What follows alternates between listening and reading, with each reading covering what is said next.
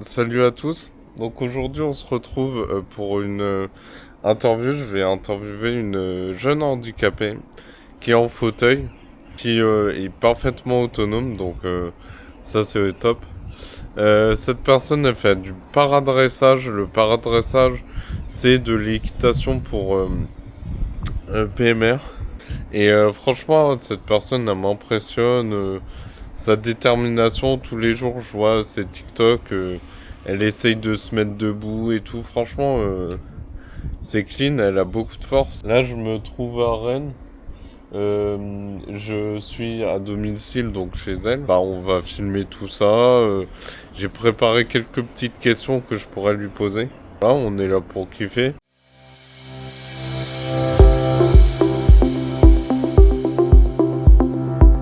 Je me trouve avec une jeune personne en situation de handicap, donc merci pour ton temps.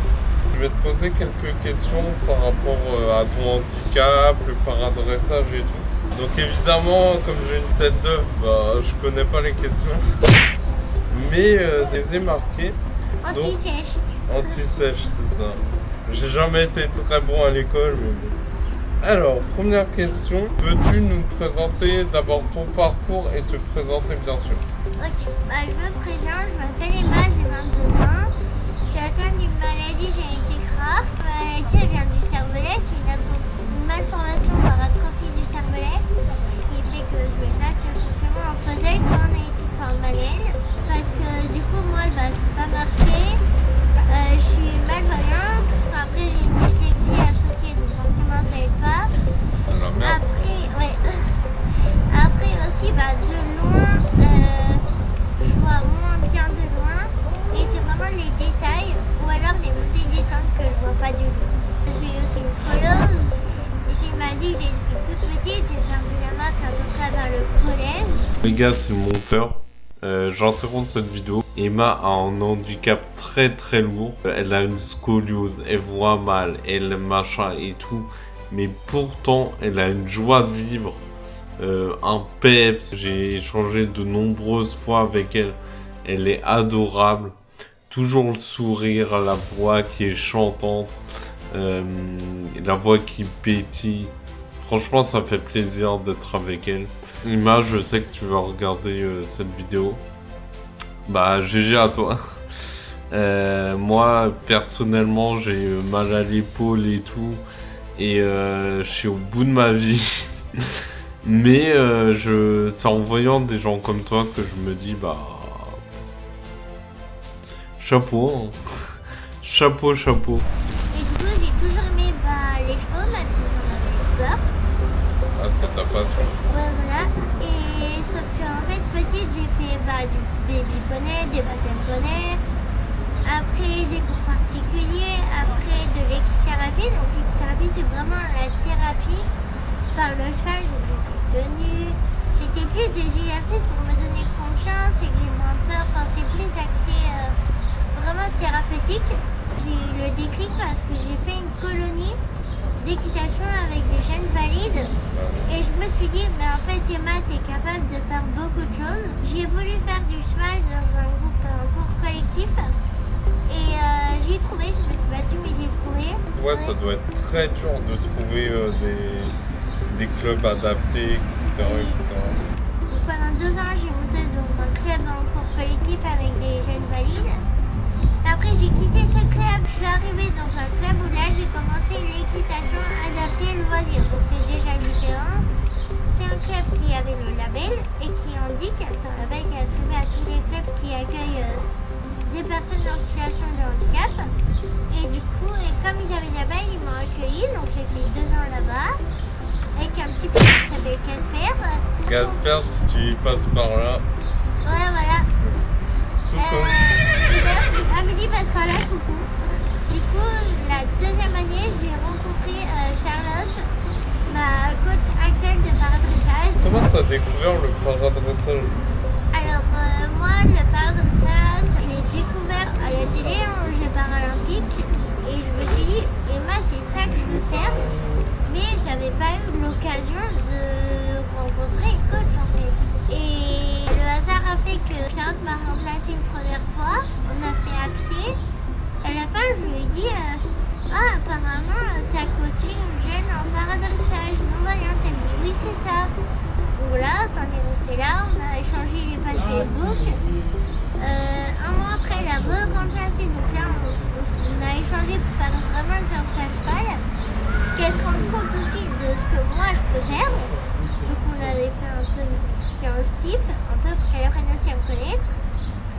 Et en fait, un mois après, elle a mis un post sur son Facebook en disant qu'elle ferait des cours de para, etc. Enfin, je sais plus vraiment quand elle avait tourné ça. Et du coup, moi, je lui ai envoyé un message. Je dis, bah, j'ai vu ton post, est-ce qu'on peut essayer d'organiser un stage que je puisse découvrir vraiment concrètement ce que c'est. Et elle m'a dit, oui, il n'y a pas de souci, on va organiser ça.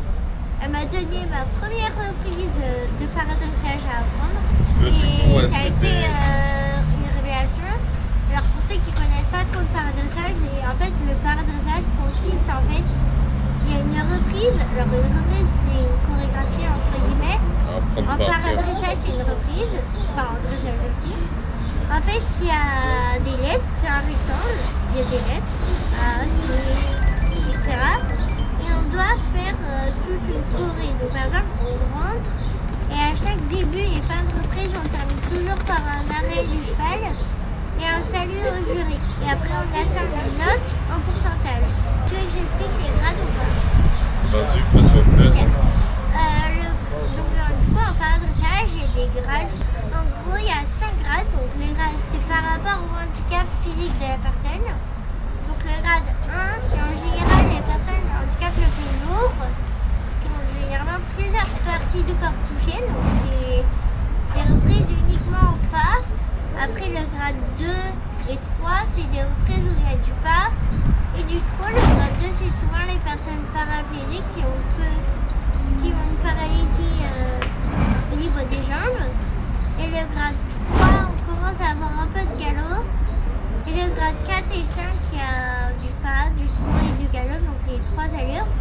Et le grade 5 en général c'est les malvoyants ou non-voyants.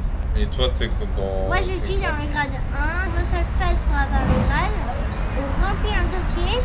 Après on fait remplir par des médecins, etc. Après on prend rendez-vous avec un kiné classificateur de la Fédération française d'équitation.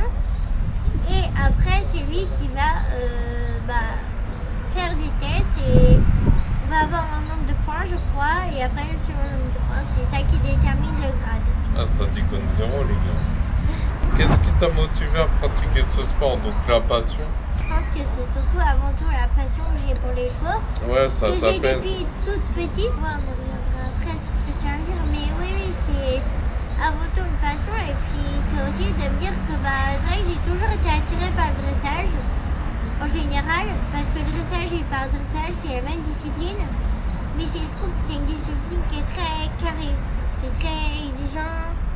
Ça ressemble un peu, si on veut, à la danse. Quand j'ai fait le stage le premier, j'ai dit ok, c'est ça que je veux faire. Du coup, ça m'amène à la question suivante. Quels sont les bienfaits pour toi avec le paradressage? Il y a le côté physique et le côté mental. C'est-à-dire que le côté mental, moi par exemple au début en para, je pense que Charlotte pourra témoigner, voilà. En para, des fois je disais, au début j'avais peur de tomber. Enfin pas vraiment, mais je disais, dès que le cheval il fait un truc de travers ou un truc qui n'allait pas, je m'accrochais, oula c'était panique à bord. Alors que maintenant, je dis oula, je dis ouais voilà, ça aide dans la confiance en soi, ça aide dans plein de choses. Sur le côté handicap physique, moi c'est surtout ça moi qui me soulage au quotidien, c'est que le fait de monter à cheval, déjà faut savoir qu'au pas, ça fait travailler 100 muscles, je crois, vérifier mais je crois que c'est ça. Ça fait travailler pas mal de muscles, ça fait faire du mouvement à mon corps qui bouge très peu à part en kiné et en sport adapté. Avant, moi dans mon corps, j'avais de la spasticité, donc mes jambes elles étaient très raides. La spasticité, c'est quand tes jambes elles tombent de ouf. Ouais, et qu'elles sont très raides. Elles sont très raides. Et en fait, là j'en ai plus depuis un an presque. Et c'est grâce au paradressage. Parce que c'est fait de monter à cheval, les muscles au bout d'un moment ils se sont détendus et voilà. C'est quoi concrètement les adaptations dont tu as besoin? Alors, les adaptations, on va avoir là, ça dépend du handicap, ça dépend aussi dans quel grade on est, comme je vous ai expliqué tout à l'heure. On peut, alors, en général, les non-voyants ou malvoyants comme moi peuvent avoir des prières de lettres. C'est en général la coach qui se met en concours à côté du carré et qui va trier les lettres. Parce que moi, les lettres, je les vois mais un peu au dernier moment. Et c'est tellement précis que, par exemple, je vous donne un exemple. Si je veux faire un doublé CA, donc C est là, A est là, c'est les grands. Je suis là, il faut que je tombe pile la lettre A. Donc ma coach, elle va me dire C, C, C. Le premier C, c'est quand je suis à 1 mètre avant la lettre. Le deuxième C, c'est quand mon corps est en face de la lettre. Et le troisième C, c'est 1 mètre après la lettre. Donc moi, je sais que si elle me dit Emma, tu fais un doublé CA, je sais qu'au premier C, il faut que je me prépare à tourner pour qu'au deuxième C, j'ai quitté la piste et que je sois déjà tournée, quoi. Pour le handicap physique, déjà tout simplement, pour monter à cheval, vous vous doutez bien que moi, en fait, je ne peux pas monter à cheval normalement. Donc j'ai une plateforme, un équilibre, c'est une sorte d'ascenseur qui monte. Et sinon, j'ai une selle adaptée avec une cale à l'avant, une cale à l'arrière, justement, qu'on a refait récemment. Et ça me permet vraiment d'être calé devant et derrière. J'ai une sangle aussi pour attacher mes jambes. Toi, au niveau des abdos, c'est tendu. J'en ai des abdos, juste qu'il y a des fois, ils vont être un peu plus réactifs que d'autres. Et oui, j'en ai. Là, t'es en contraction, en gainage, là. Ouais, d'ailleurs, regarde, il y a de la place. C'est bien ça. Il y a aussi des différents types de rênes qui existent. Les rênes, c'est ce qui relie le filet. C'est ce qui est attaché au filet, donc ce qui est sur la bouche du cheval. Ce qui relie le mort, donc qui est dans sa bouche, à mes mains, à moi, pour faire les différentes actions. Mais ça, tourner, ralentir, accélérer. Il y a des rênes adaptées selon le handicap. Il y a des rênes à poignée, il y a des rênes à boucle. Enfin, il y a plein d'adaptations. Et si vous voulez vous lancer là-dedans, n'ayez pas peur, c'est possible. Comme on dit, quand on veut, on peut. Quelles sont les qualités essentielles pour progresser dans ce sport? Les qualités essentielles, je dirais, c'est surtout de vouloir. Et il ne faut pas se dire, tiens, je me lance dans le paradoxage, comme ça pour voir ce que c'est. Je pense que vraiment le para, il faut être vraiment avant tout passionné. Et c'est vraiment une passion parce que mine de rien, le para, ça coûte cher. L'équitation de manière générale coûte cher. C'est ça le problème, les handisports. Ouais. Donc si on veut se lancer là-dedans, il n'y a pas de problème. Bien évidemment, il faut se lancer là-dedans. On est peu de cavaliers paradoxales, donc justement, ceux qui hésitent à se lancer, allez-y, franchement, foncez. Après, quand on aime, on ne compte pas. Le paradressage est-il assez reconnu dans le milieu handisport? Nous, il faut savoir que le paradressage ne dépend pas de la Fédération handisport. Elle dépend de la Fédération française d'équitation. Typiquement, quand il y a eu les Paralympiques, c'était pas la discipline qui était mise le plus en valeur. Même si on en a un peu parlé, mais je trouve que ça manque encore de visibilité. Moi, honnêtement, je connaissais pas. C'est pour ça que moi, je suis actuellement sur les réseaux. Si vous voulez me suivre, j'ai un compte TikTok et Instagram. Ouais, et ma paradressage. Et du coup, c'est pour ça que moi aussi, je veux faire connaître cette discipline et montrer que c'est possible de faire. Et je suis sûre qu'il y a des gens qui aimeraient faire, mais qui ne savent pas que ça existe ou qui ne savent pas qui contacter, comment s'y prendre en fait. Donc, quels sont les moyens de communication pour promouvoir le paradressage? Donc, je sais qu'il y a les réseaux sociaux, on est pas mal de cavaliers para sur les réseaux, que ce soit TikTok ou Instagram. Il y a aussi pas mal d'articles dans l'Ouest de France aussi. Après, à la télé, j'ai déjà vu des reportages. Après, je sais que moi, j'ai aussi participé à la foire dans la ville où j'habite. Et on a justement témoigné pour parler des sports paralympiques et notamment le paradressage. Peut-être que si... Bon, après, ça m'étonnerait, ma communauté, là, je débute, tu vois. Oui, oui, c'est ça. Mais même sur TikTok, t'as vu, j'ai 600 et quelques. Bon, c'est pas énorme. Ouais. Et abonnez-vous, les gars. Abonnez-vous, moi j'ai bientôt les 5000 abonnés. Ouais, moi j'en ai même pas 1000. Voilà. Lâchez un like. Abonnez-vous pour que lui il atteigne les 1000 et abonnez-vous à moi pour que moi j'atteigne les 5000. Mais de toute façon, moi, mon but, mon mon réel goal, c'est de devenir ambassadeur handicapé, tu vois, représentant de tous les handicapés de France. Peux-tu nous partager une expérience que tu as eue au paradressage?